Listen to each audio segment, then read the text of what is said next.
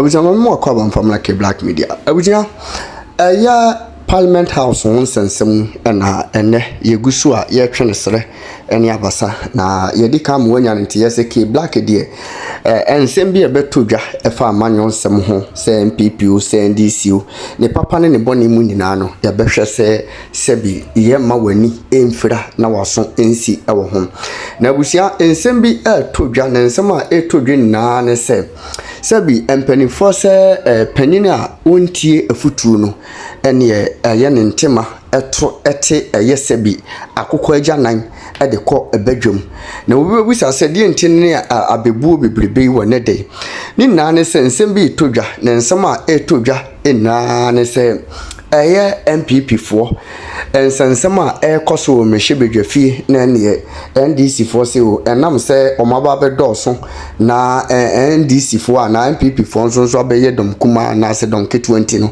ene omo NDC fo fasa akonya no so na omaba beye dom kese e o mehye bedwafie na NPP fo ani enim so omo na ye dom kese no enso abeye dom kuma na ene obi atwe nsra ne abasa na eno ena nsem bi ekodwa se NPP for sebi o ma hantan ene o ma homaso ene o mu dwe a wo mo ye enti ena ama ene o mo kodese te ne sebi akokọ a enkokọ yade ache no na ene wona maniti wo su si chete no wo se ahomaso ene hantan a koso enunti ama NPP for eko opposition ene samle ya ahyase e wo mehye bedwafie na wo mo anakọ mo ye dom kese be ye dom ketwa na dom ketwa be ye dom kese e wo mehye bedwafie ni kire se emfie mpimienu ene aye aduonu nan abato ya ye beto no afi wesim no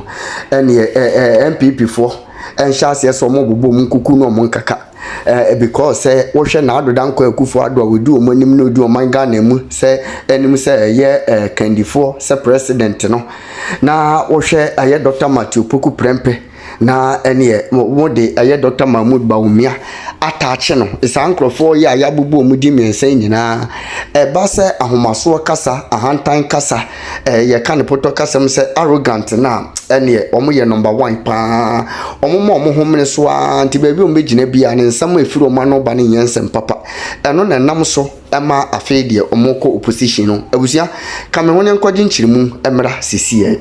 And well, we don't know when it will be called unless a matter that is so urgent comes up and the speaker so considers it after meeting with the leadership.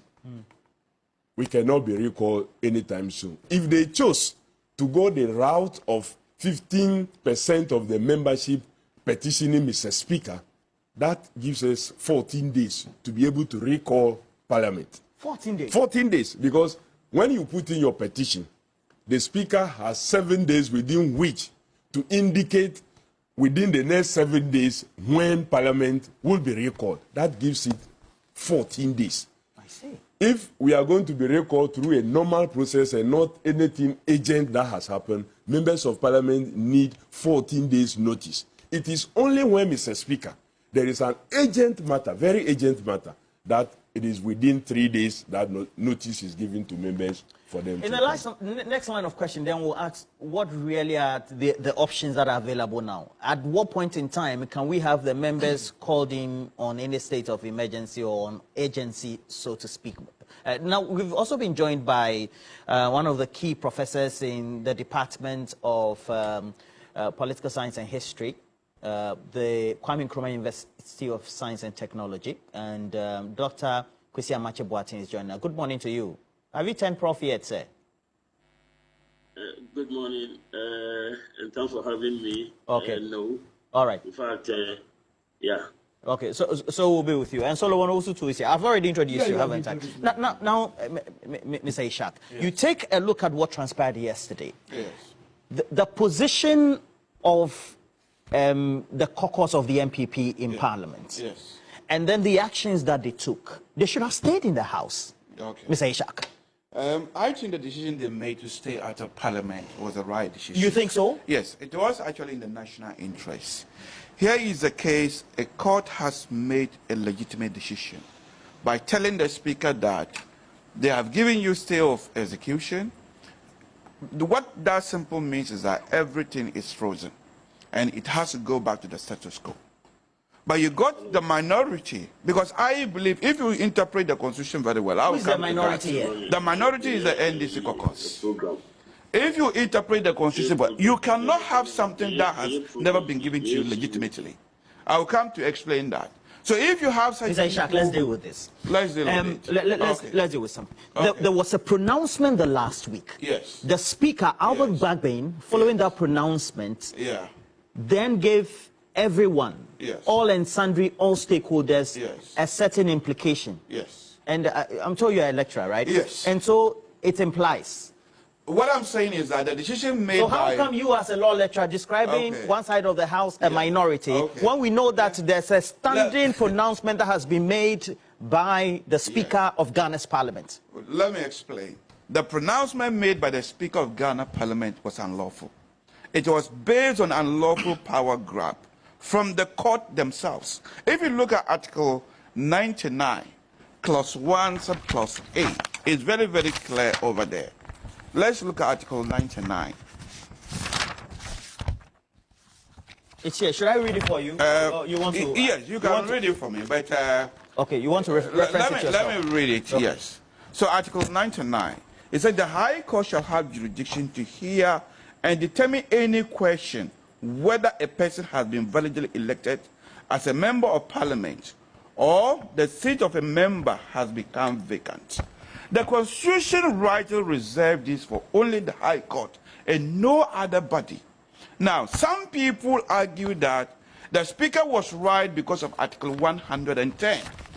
If you look at what Article 110, the power given to Parliament of Ghana is procedure, is to determine procedure through their standing orders. Now, this is a general provision because it says procedure. But if you look at Article 99, Clause 1, Subclause A, it says that the power to determine vacancy in Parliament is reserved for what? For only the High Court.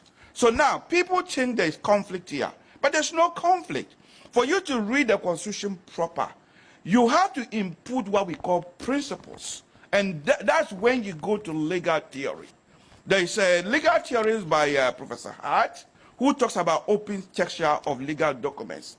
And there's also legal theory advanced by Professor Dworkin that talks about the fact that there has never been gaps in law. There are principles for you to always fill the gaps. So here, if you look at these two articles, you tend to think it's conflict, but it's not. Because we have a principle of constitutional law, we call it for short, lex specialis rules, or generalis specialis derogat. Simple means that when there is a specific provision and there's a general provision, the specific provision takes precedence over a general provision.